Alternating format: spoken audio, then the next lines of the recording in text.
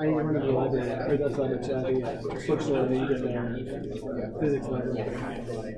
I also want to get the protractor. No, I'm going to order a protractor ruler online because I'm going to get a decent one. I'm going to be using it. And if I take drafting and screen, I want to. All right, so I just handed this back in class. This stuff should be up in Moodle, right?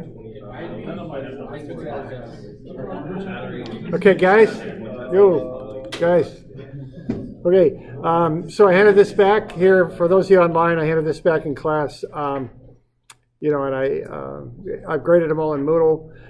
Just while I'm thinking about it, remember tomorrow at 1:30 we got that deal over in the engineering lab if you want to come. We're ordering pizza and all that, so keep that in mind. It is. We'll cut out a little early and head over there. Okay. I was like, do we not have class on Friday? Did I No, we do. I can take a half classes. You can? Okay, you can. Good enough. We'll go with that. We'll live with it. Okay, so we're going to hang this light fixture from a cable. We want to find the force rating in the cable in newtons and pounds. Use a safety factor of 2. Use a proper homework format. Okay, so this is kind of like a light, like what you're seeing there, whatever. It's just got a cable holding it up. What do we got? Okay, we got that. So, I'm in slideshow mode. Let's see. Escape. All right, so yeah, I can get that out of there. There we go. So what we want to do here is we want to get our name, the date, problem number, page number up top. We want to come up with an abbreviated problem statement. If you don't want to write it all out, that's fine with me. I understand that. So rate a cable to hold 400 kilograms is how I wrote it up. Safety factor equals 2. I've got that weight going down, and I've got the force going up. This multiply the 400 kilograms by gravity, metric gravity, and I get 3924. Double it for the safety factor, I get 7848. Convert that into pounds, I get 1764. And then I go ahead and put all the answers to that problem in one box. Okay.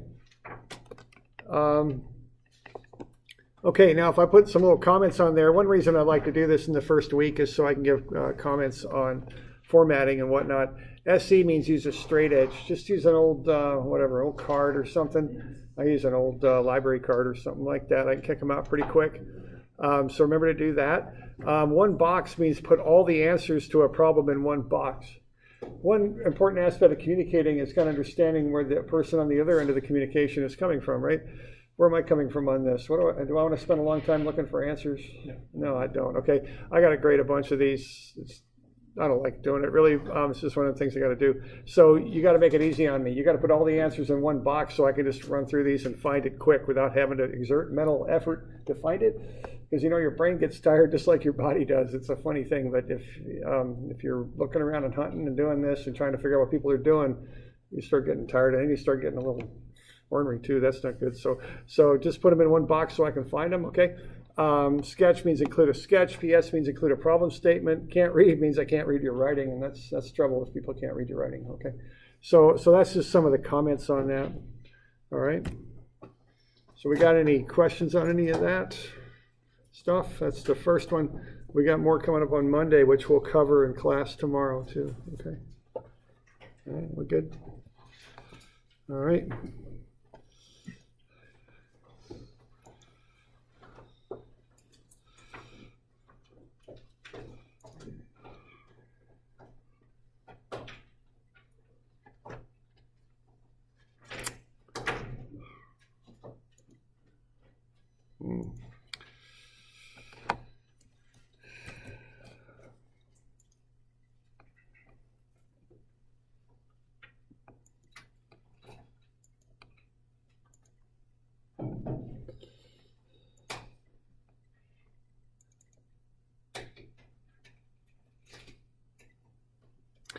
All right, let's kind of get down the road here and get to the next one. So we okay with those 2D vectors? Any questions coming up with that stuff? You got some homework to be doing on that.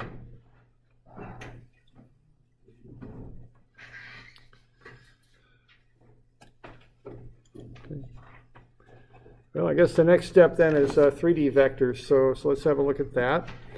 What are we going to do here? We're going to zoom full screen. Is that going to work? Yeah, it is. Okay, so a lot of the world we can break up into 2 dimensions, like that truss bridge there. We could easily make that into a 2-dimensional problem, but you can't make everything into 2-dimensional problems. So that's the convention center in Salem there, downtown Salem. You can see those struts coming down that support the roof. They come down at odd angles. It'd be difficult to make that into a completely 2D problem. All right. So that's you're seeing more and more of these kind of space frame kind of designs. Things aren't all squared up quite the way they used to be back in the day, I guess they say. Let's see here. So let's have a look at how we do this.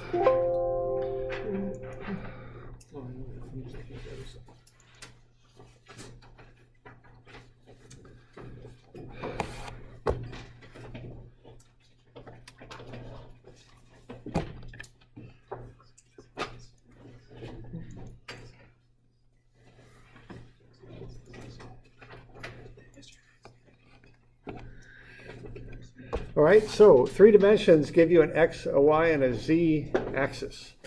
Okay, now we use what's called the right-hand rule. We point our fingers in the x direction of the right hand. We curl the fingers towards the y. Thumb points in the z. That's called the right-hand rule. Okay, so right-hand fingers in the x, curl them towards the y. Thumb points in the z. So what we can now do is take those 3-dimensional vectors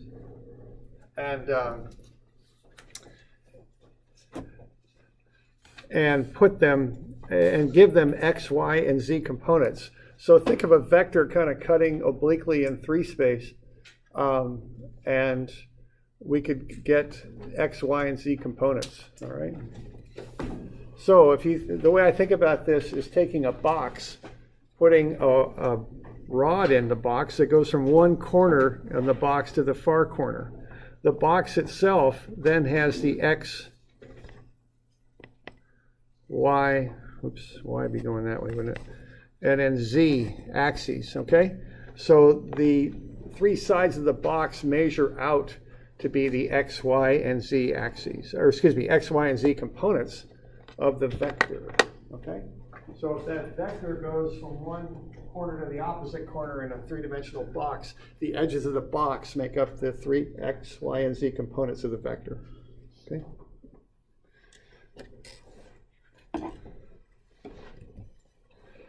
All right, now, what we do here, we talk about unit vectors.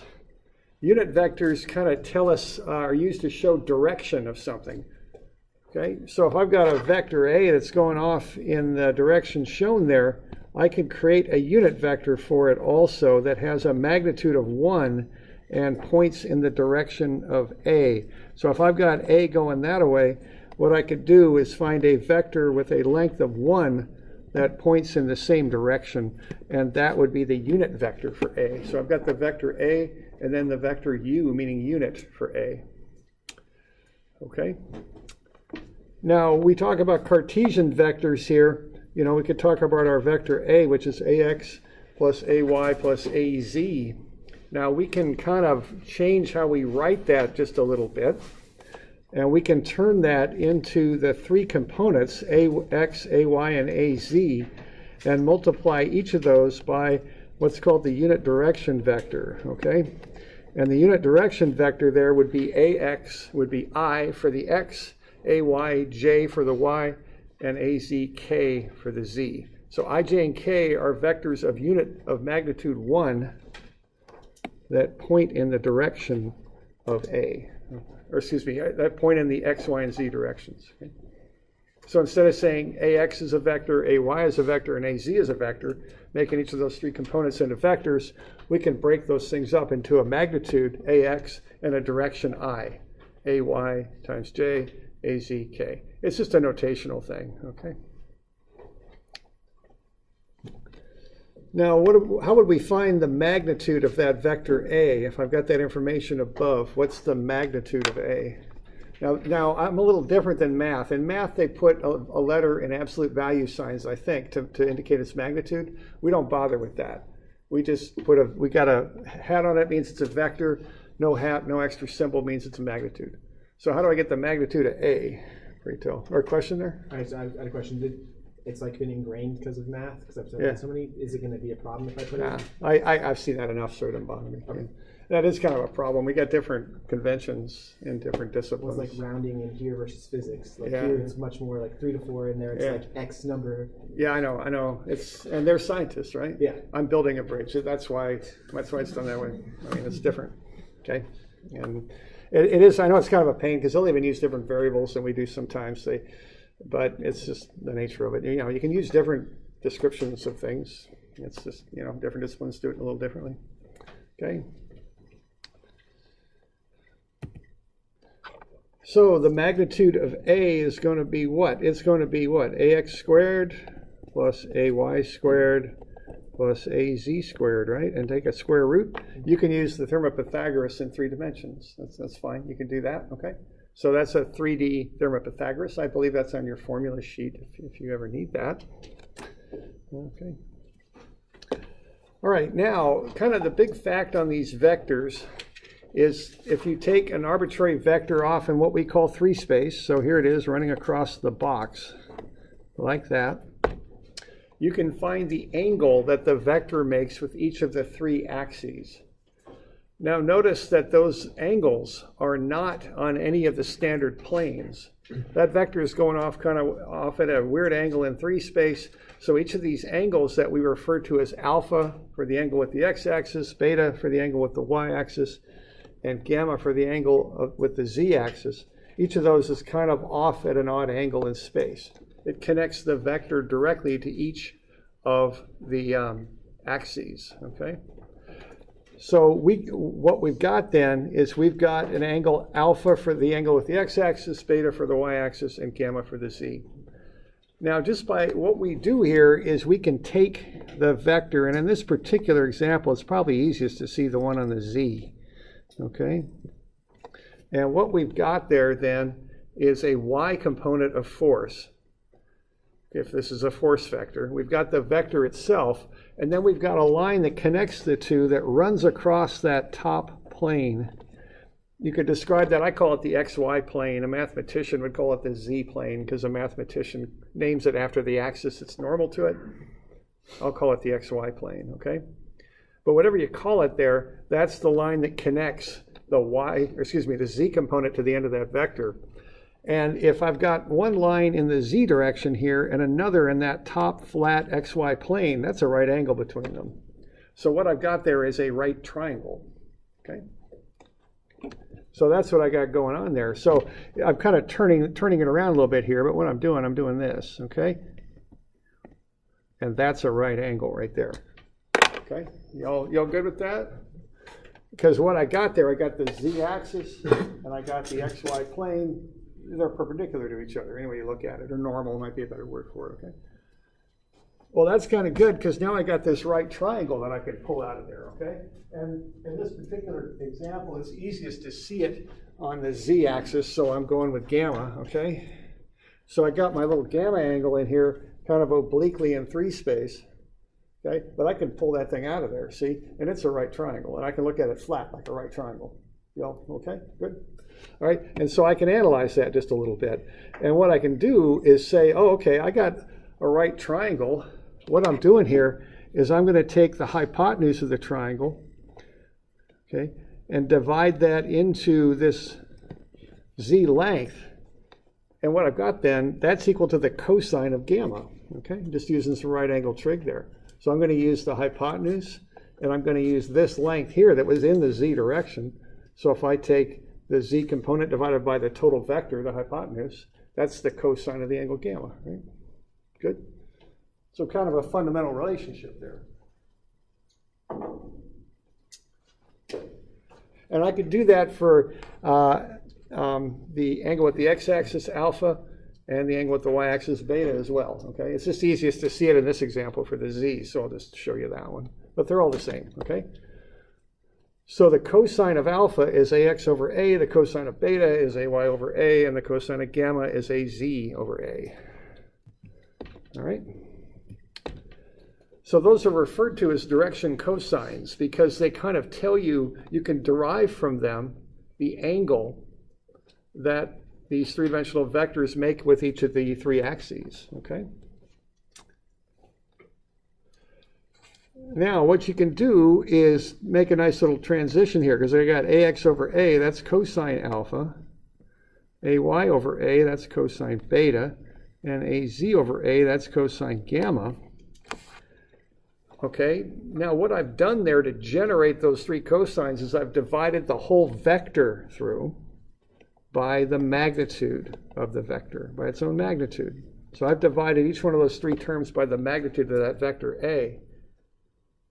So what I've got then is that's a unit vector, see? If I take a vector and divide it by its own magnitude, I get a unit vector. But what I also get are those direction cosines, which will help me to find the angles that the vector makes with the x, y, and z axes, alpha, beta, and gamma. So that's a key relationship in these with these 3D vectors. If you get a unit 3D vector, you can quickly derive the angles that vector makes with the x, y, and z axes, because the components of the unit vector are the cosines of the angles that the vector makes with the three axes. Good with that? Okay. Okay. Now, what we got there is a unit vector. So if we square the three components, that'll equal 1 squared, okay? Take a square root there, cosine squared alpha plus cosine squared beta plus cosine squared gamma. Excuse me, don't take a square root, just take 1 squared, that's 1. So if you take the square of alpha, beta, and gamma and add them together, they should equal 1. So that's a nice little trick. If you got two of the angles, you can find the third. All right. Now, the other thing I'll point out about that is the angles are not arbitrary. You just can't pick out any three alpha, beta, and gamma. They don't work. They are related to one another.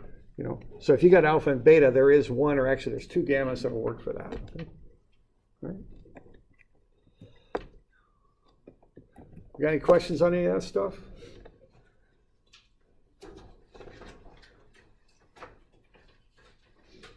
All right. Now, if you had a given alpha angle, what shape would that describe about the x-axis? A given angle alpha. How would you describe that geometrically if you looked at the shape? What would it be?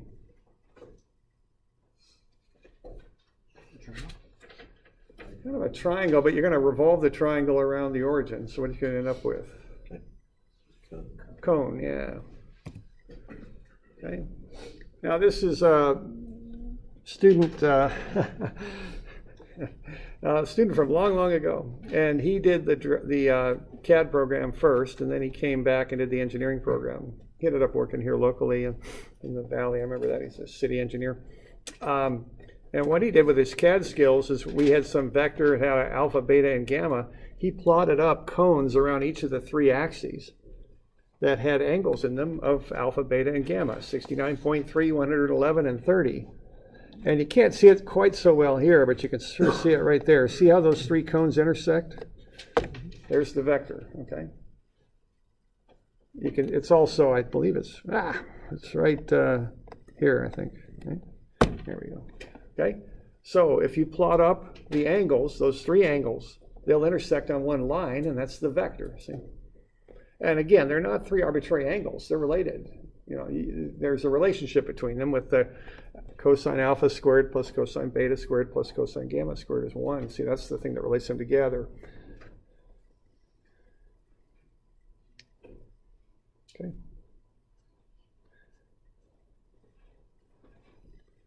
All right, let's look at an example of this, okay? It's on page 180. So let's say we got these three vectors. Let's add them up. Okay, so we got F1, F2, and F3. They're Cartesian vectors. A Cartesian vector means X, Y, Z vector. Comes from that scientist Descartes and philosopher from France a long time ago, 300 years or more. Let's find the resultant of adding F1, F2, and F3 together. You know, it's kind of like what you did, what you're doing for homework, but we're in 3D now. All right, and then let's find the angles that the resultant vector makes with the x, y, and z axes, which are alpha, beta, and gamma. So have a look at that sketch and fill in those three angles for F1 and F2. What's alpha, what's beta, and what's gamma? Okay, so just you got a blank right there on the notes to fill it in. So why don't you get that filled in?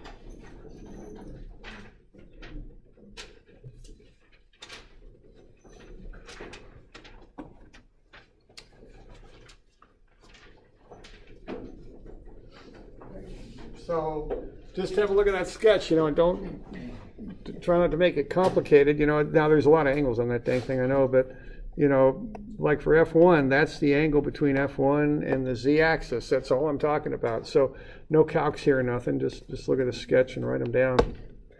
Okay. Now there's 6 of them on there, basically.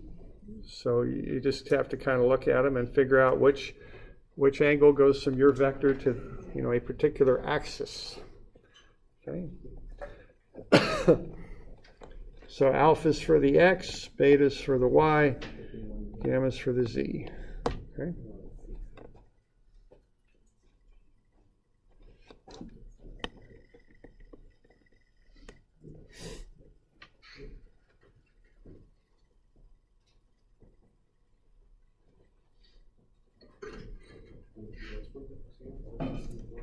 That's the angle with the x-axis. What is the symbol? Oh, alpha. Thank you. Yeah, it's kind of like a funny looking A. I mean, they're really big. You all right? Just ask if you got questions or ask your neighbor. Get it figured out.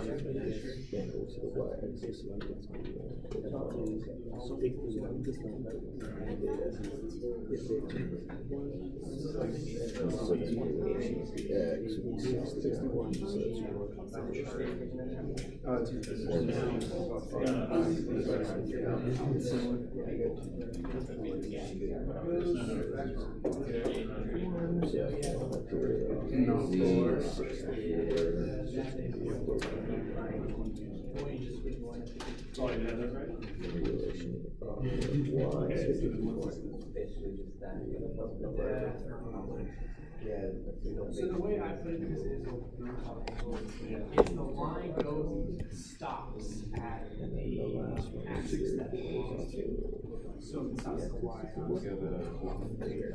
Oh, it's off the x.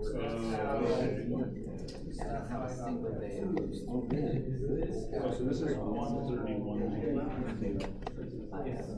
And the 3 is The y for this one 0, or is 90, 90, 0.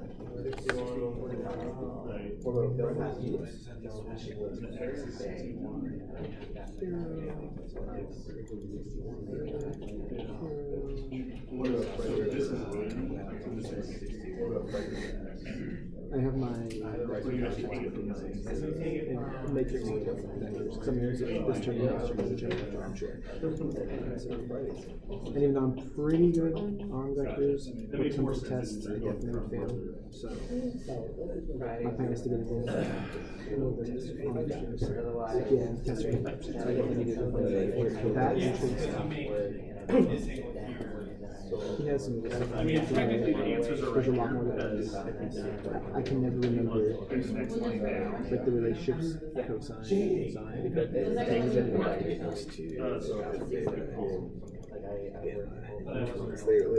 Oh, those are it's A, B, and C. It's not A, B, and C, but it's A, B, and C. It's X, Y, Z.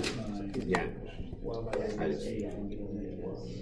Beta is easy. What we need, The other two. what we need is we need Each other like some a super advanced alien race to come here and be like, yeah, all you guys' systems are terrible. So, yeah, so we just unify one language, one math language, one physics language. No one uses the same things for different things. Like G should be one thing, but not four.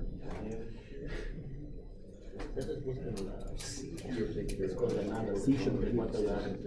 We have 4,200 languages, and somehow we managed to only use 3 of them for our symbols. No.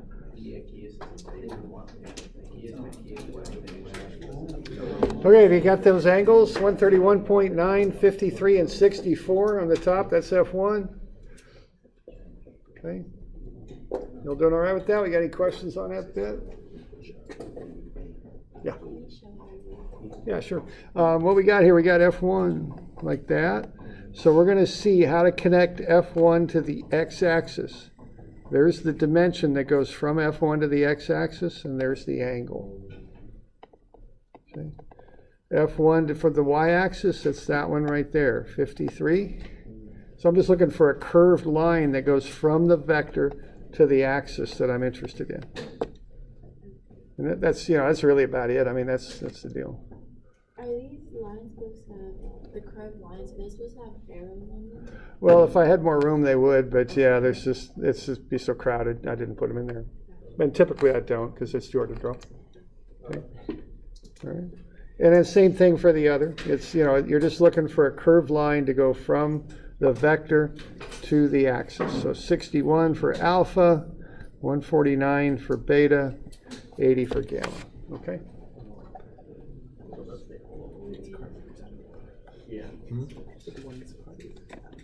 Okay. Other questions? We doing all right? Okay. All right. Now, once you got that, what you can do then is go through this process. Okay. Because you've got alpha, beta, and gamma, and the unit vector is made up of the cosine of alpha, the cosine of beta, and the cosine of gamma.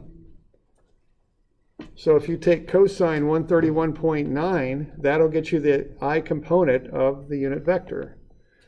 Cosine 53 will get you the I component of the j vector. Cosine 64 will get you the, cosine 53 will get you the y component of the unit vector, and cosine 64 will get you the z component of the unit vector. Yeah, question there? And so those will always equal 1. That's like a self-check. The squares, the sum of the squares has to be squared. The sum of the squares will equal 1, yeah. Okay.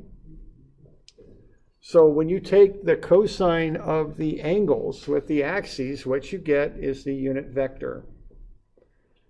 Now notice how the signs kind of follow here. See how we had, for instance, for the angle between F1 and the x-axis is 131.9. That's greater than 90.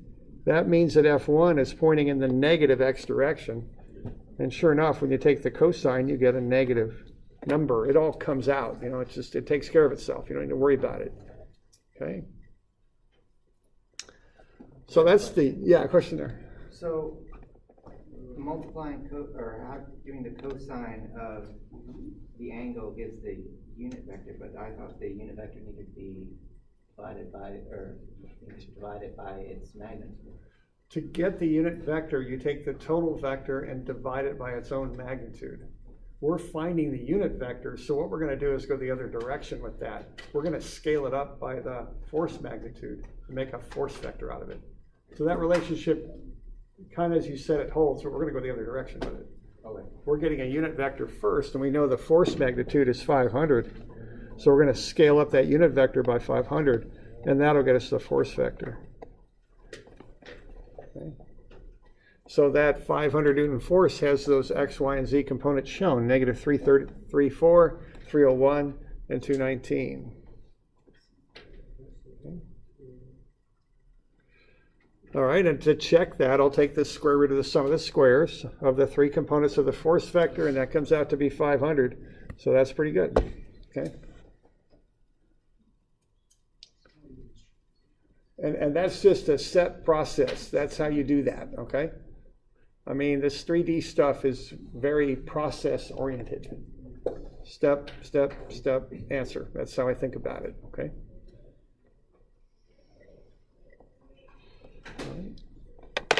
So you too can do 3D vectors, so why don't you do F2, okay? That's just, I put it across from F1 purposely. Those are the steps. So have a look and apply the steps.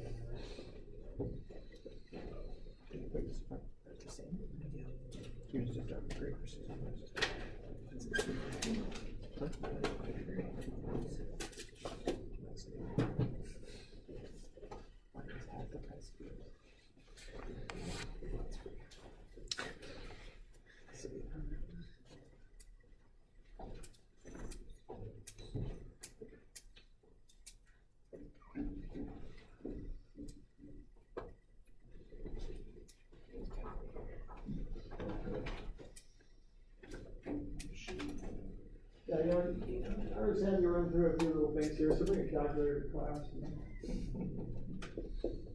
I don't want to get one of them like what you use on the test and get some practice on it.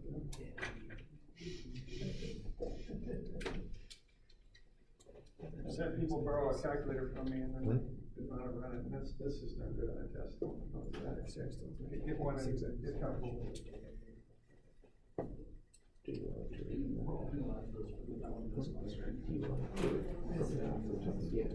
Okay, so we're limited to 36 for this class. She's still taking classes. 30 or 36. Plus all the fees for, Yeah, you can use other unprogrammable. Although, you know, some of them are really interesting. Some of those like the PE tests, they say here's the list, it's got all this. What he does that too. They really push people, I think it's good. Yeah, but that was. Greg Mulder was saying that they might be restricted to 36x Pro soon. Yeah, okay. Which would be unfortunate for me. Because I just like, because I guess we get the 30 Pro. I like the big screen because I can see what I just got. Oh, you So can we do typed it. in. Yeah, go back. You can do integrals with that too. Oh, you can? The definite integrals you can do that. Oh, okay. Maybe that's why they were probably. I'm surprised. Oh. I mean, there's that, and the fact that you can open it up and put whatever program you want on it still. Oh, you can? Yeah. Oh, I didn't know that. You can do it with the 36x too, but it's always easier. Hey, y'all getting something like that? Like what I got up there? Any questions?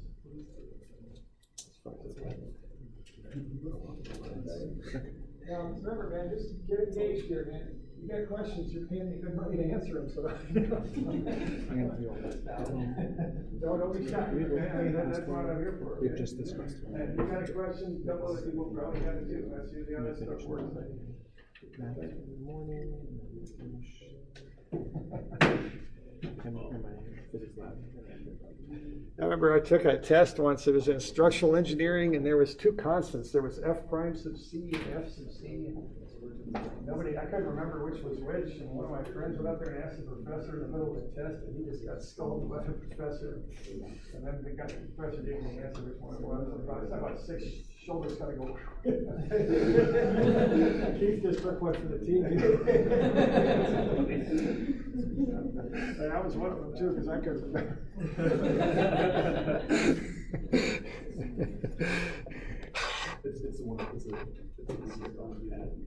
Okay, so we good with that? We got that? And we're just mirroring the process on the left, okay? This 3D stuff is process oriented. Do this, do that, do that. That's how it goes, all right? Okay, so what we do there, we use the angles, we get the unit vector, we scale the unit vector up by the magnitude of the force, and that's how we get a force vector, which has x, y, and z components. All right? Now, F3 is pretty obvious. I mean, it's just going in the z direction. It was 700, so that's 00700. That's all there is to that. You don't need to do any calcs with that because it's going straight in the z direction. All right. All right with that? Okay. All right, now we want a resultant. So I just, on the next page, I think it is, or maybe it's down at the bottom. Is it on the bottom? Down at the bottom? Or? Yep. Okay. Yep. Next. Okay, down at the bottom there, I just line them up. See what I'm doing there? I'm making that visually easy for me to add them up. I put them in columns. I can add up that column, and that column, and I can get the resultant. Okay? So I just add up the columns. And I get 54i minus 385j plus 1058k. I can take the square root of some of the squares and get the magnitude of fr, okay, which is 1127. Okay, so to get the total resultant magnitude, I don't just add the f1, f2, and f3 magnitudes. That doesn't work because they're pointing different directions. It doesn't have meaning to arithmetically add those numbers up. I've got to get components. I can add x's together, I can add y's together, I can add z's together, but if they're pointing different directions, I can't just add them up. That doesn't make sense, okay? So I've got to add up each of the columns and then use the theorem of Pythagoras to get the answer. Okay, and then I get the unit vector, or excuse me, then to find the angles, I'll find the unit vector of the resultant. I know what the resultant vector is. It's 54i minus 385j plus 1058k. I found its magnitude, 1127. And so I divide through by its magnitude. That gets me the unit vector. And then once oh, darn it, I got that in there. Where is that? There it is. Okay.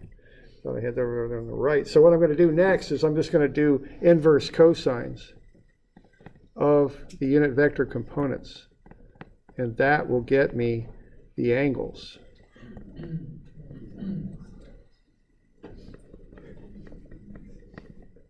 So here's how I'm going to get those angles, see, because I got the unit vector, I know those are the direction cosines.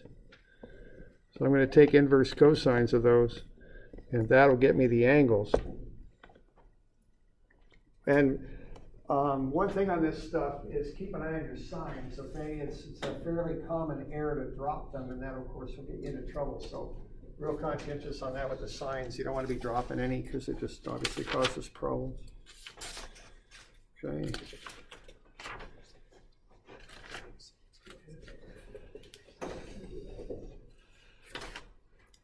So what do we got? We got 87.3 degrees. Alpha, 110, it's beta, 20.2 degrees, and that's gamma.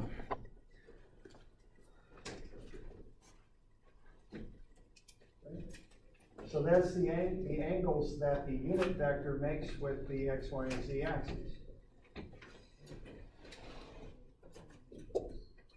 Right. We're doing all right with that? Okay.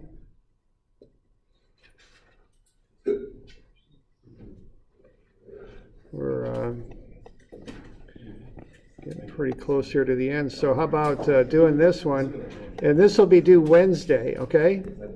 So we'll cover it. There's only 4 problems due Monday, and that's that little in-class thing we did, that statics project. We did 122 graphically, 131, and 132 analytically. So that's 4 of them. That's what's due Monday. If you're online, you scan all 4 of those together as one PDF and upload it, okay? But here in class, you just turn the paper in. I like paper better, actually. But this problem now will be due Wednesday, okay? So keep track of when stuff's due, okay? We're doing all right? Okay, so tomorrow we got. I'm sorry now? That's number 141. Correct, yeah. That's right under the packet. That's due. So problem 141 is due Wednesday. Okay, another thing here, Honor Society meets Fridays 2 to 3, White Oak Hall 106. Okay, so that's Fridays from 2 to 3. So you could get a little bit of pizza, then go to that if you like to. All right. We good? Okay. See you all tomorrow. Hey, swing by the